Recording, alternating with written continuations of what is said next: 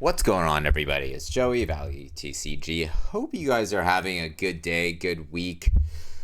So, guys, today we are going to talk about prices in the TCG space in One Piece. I might think about, adding some Pokemon in there or, one of these videos. But today we're just going to talk about One Piece. And, I do want to start before I go off and just talk about prices of interesting cards that have moved up and down. And I think a lot of you guys really like that. But I do think it's really important to kind of framework, some of the uncertainty, if you will, that we felt in the finance world, in the consumer space, and how that really relates to One Piece, right? I mean, as we all kind of know, the fun side of things, the discretionary. We call it discretionary versus necessities, right? The discretionary side being, I guess here's a great outlay of that right in front of us, right? So on the discretionary side, well, I guess they really just talk about essentials here. So like essentials, food, gas, baby supplies, blah blah blah. That's non-discretionary, right? Like you have to buy that stuff if you want to keep on living.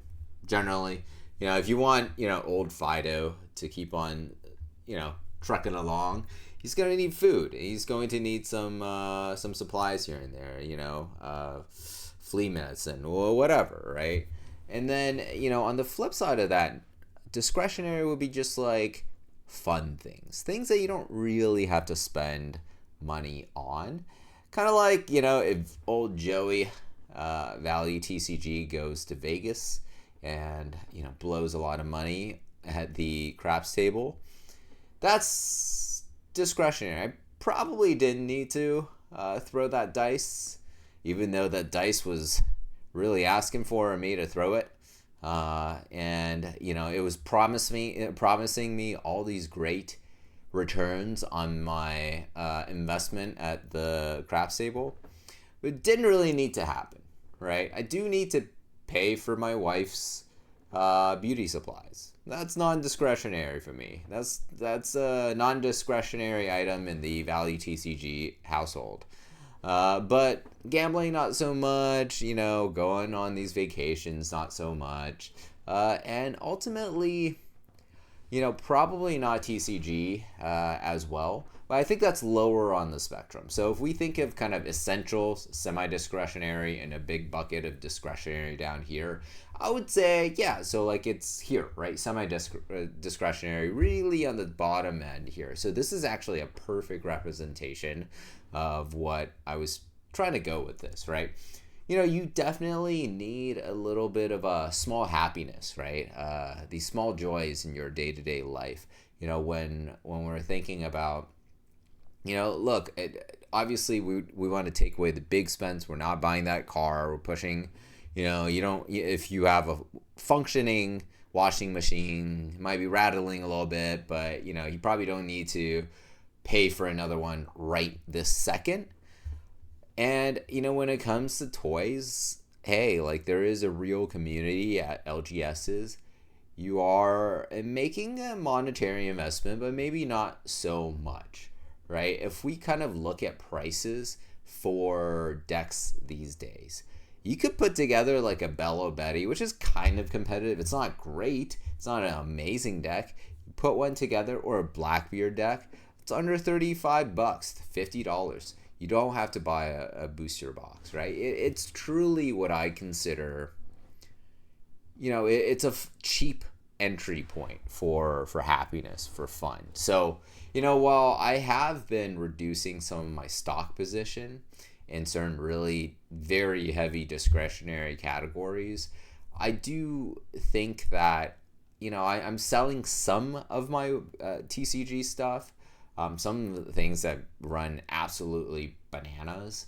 But like I am keeping a number of my other TCG investments, sealed collection. I've talked about that in a prior video. I'm keeping that in house, right? Like I think that It might not go up a ton in price. The liquidity aspect, right? I've talked about that before as well. So how quickly can I churn my items if I really need cash now today, right? If Mrs.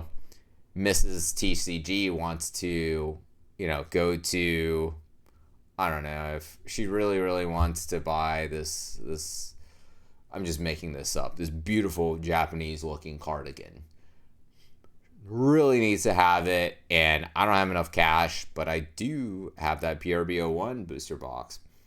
I might need to sell that PRB01 booster box to pay for said cardigan, and therefore I have to make that trade. So how quickly can I do that and monetize on my investment? And that's what I mean by liquidity.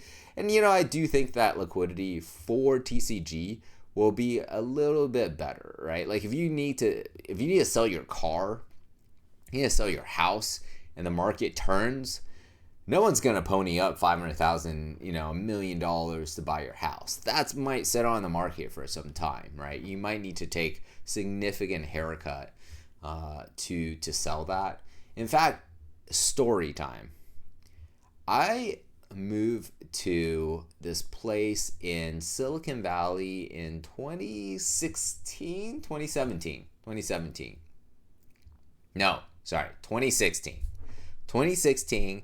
And right before 2016, that turn of the year, tons and tons of people freaked out about the market.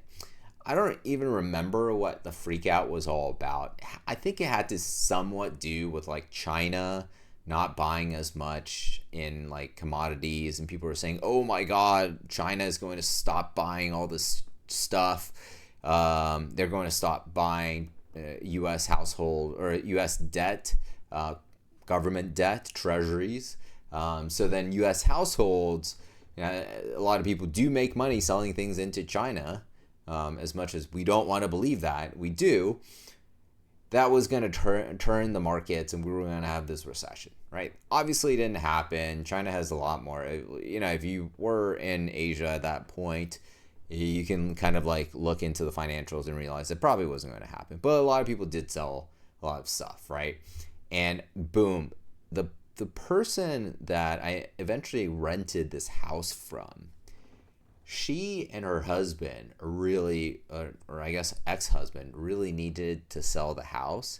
And this house that was listed like eventually for about $2.4 million in Palo Alto, Silicon Valley, they sold it for like 1,314. They took almost $1 million off the value of this house because they were getting divorced. The husband was like, the market's collapsing, I need to sell this house right now. They took a 40% haircut on that house. And I would just say that might be a case, again, if we hit a recession. But, $150 for a booster box, $100 for a booster box, maybe $200-$300 for a higher end one, right? In One Piece, that's going to be okay. I think that still stay liquid. That kind of goes away a little bit slower than everything else. Now, I do think that the current stock market is pretty unsustainable for, the consumer health that we have today. I spent some time with a senior retailer executive. So this guy is an executive at a very, very large company that sells, your everyday goods today. And, they were saying that a lot of the, discretionary side of the products, their ecosystem, what they're selling, that's been really challenged for them. And if you look at the stock market, let's just take a look, right? Let's take a look. S&P 500. It's, look at that. 1 year. It's almost as if Liberation Day, which is March here, never happened. We're above that. That's insane to me, right? People are much more stretched today than we were even back here. There was a lot of froth, a lot of excitement here.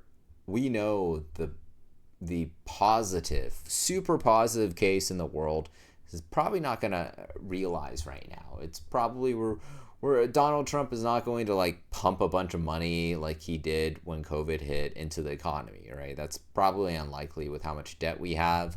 He's not going to, let businesses just run things around the world, right? Like deregulate everything. He might do it in oil, he might do it in a couple other industries, but not across the board, right? He's telling Walmart, you can't raise your prices on consumers, even though I've levied all these tariffs.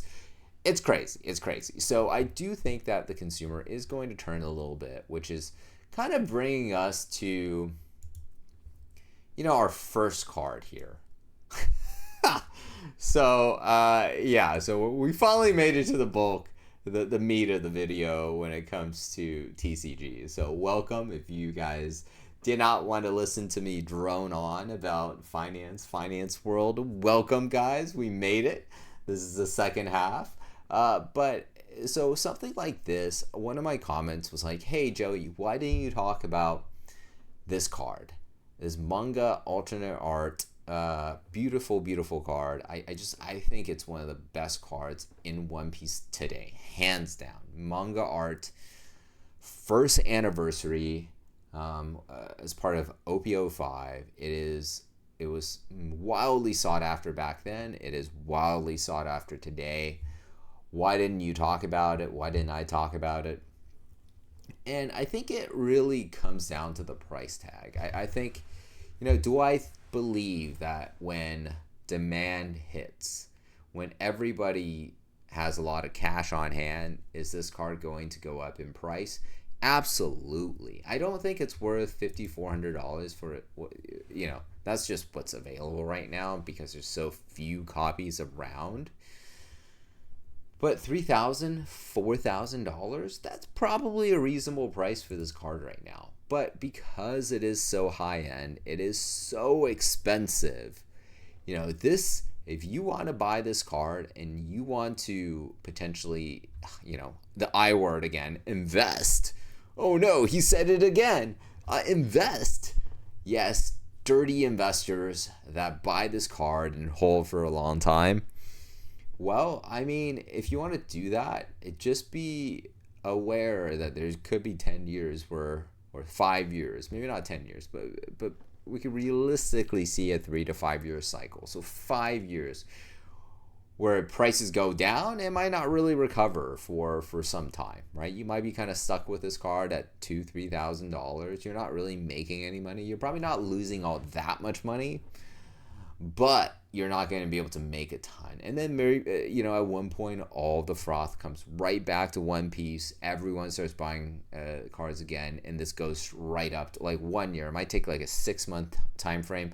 Sometime within 5 years or 7 years, this goes up to $10,000. I could totally see that. That is very, very possible for me in my kind of grand scheme of how I'm thinking of breaking down possibilities. So yeah, I like this card a lot. Just know it doesn't really play into something that you want to buy and flip, if you will. So it takes a different type of investor. Not saying one is right, one is wrong. Some people like to buy and flip.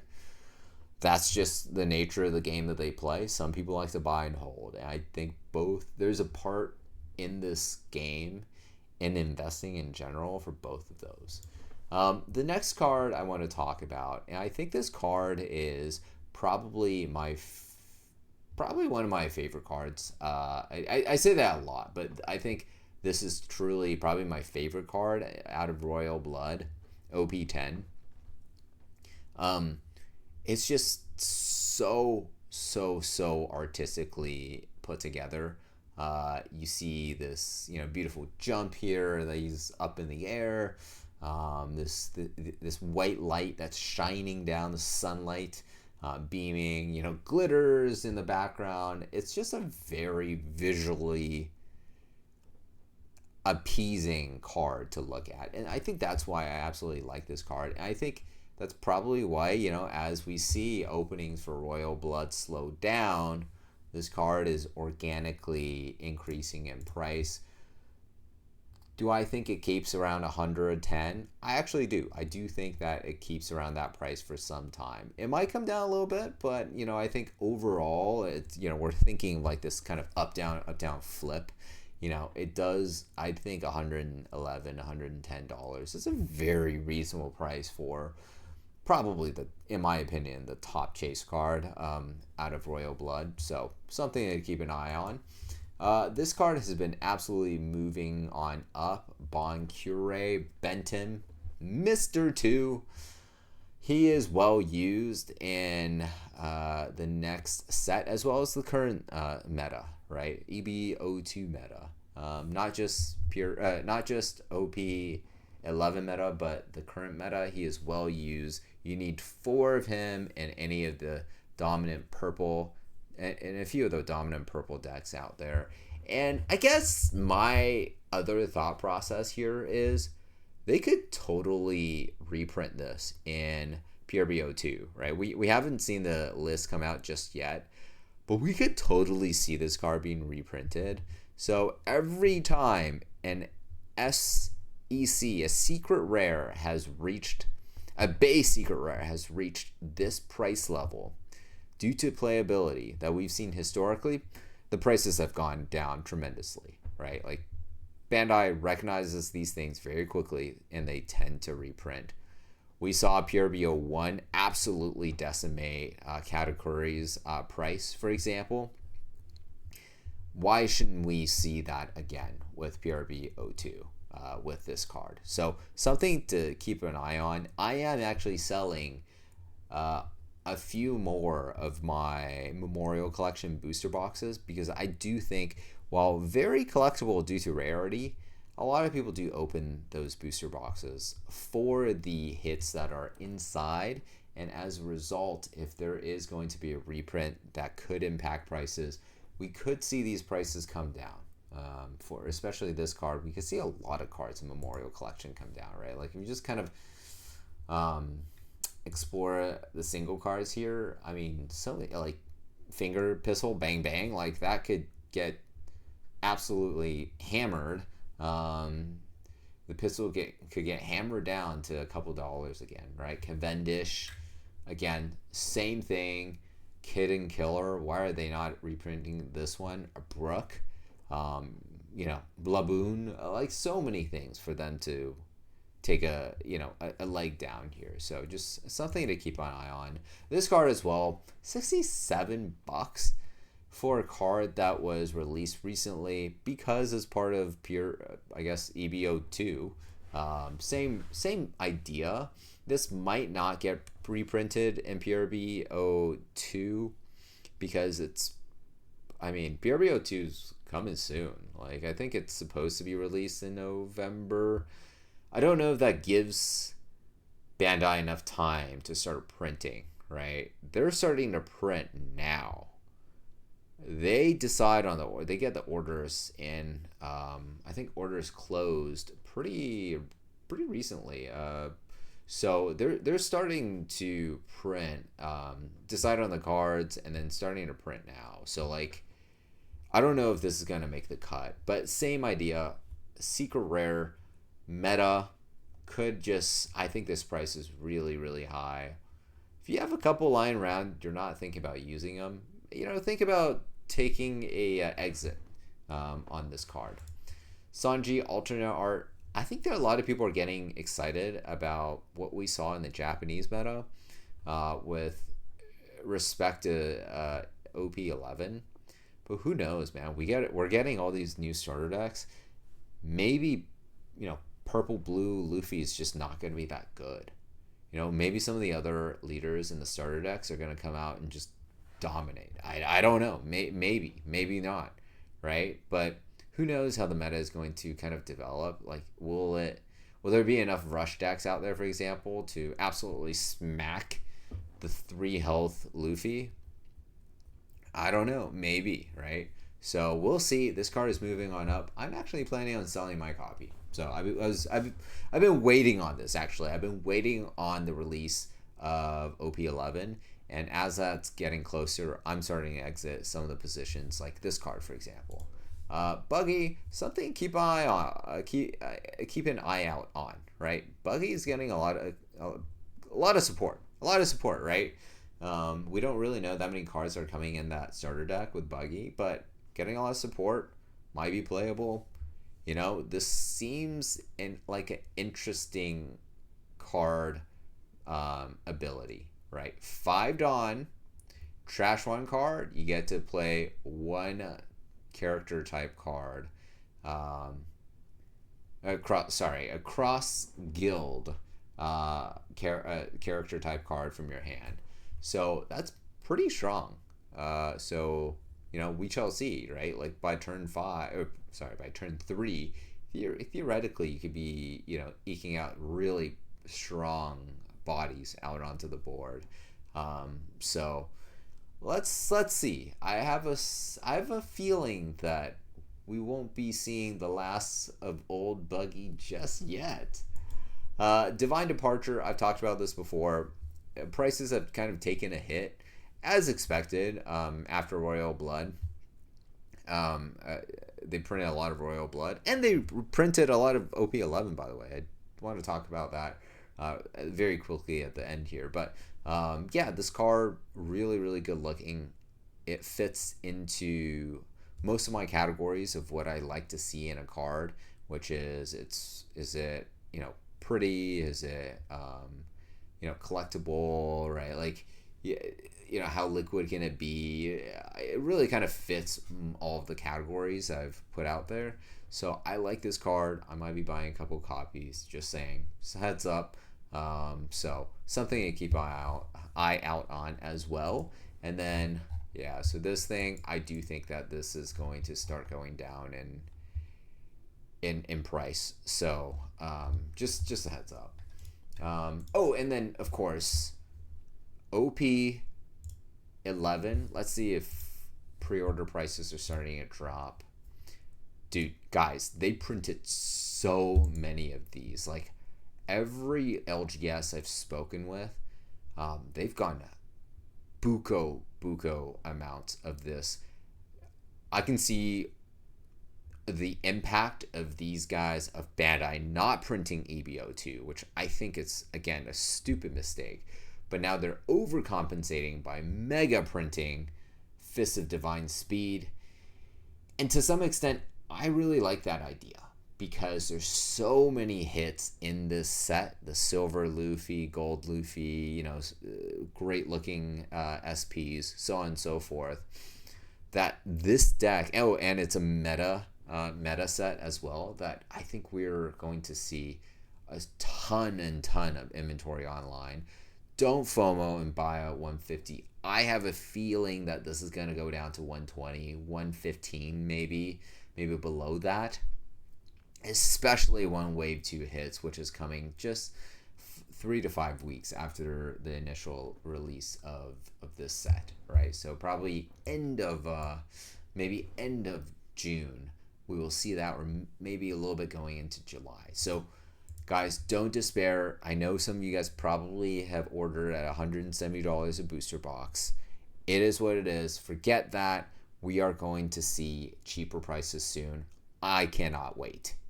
Anyways, that's all I wanted to talk about. Let me know what you guys thought about the video. Let me know what you guys think of Fists of Divine Speed.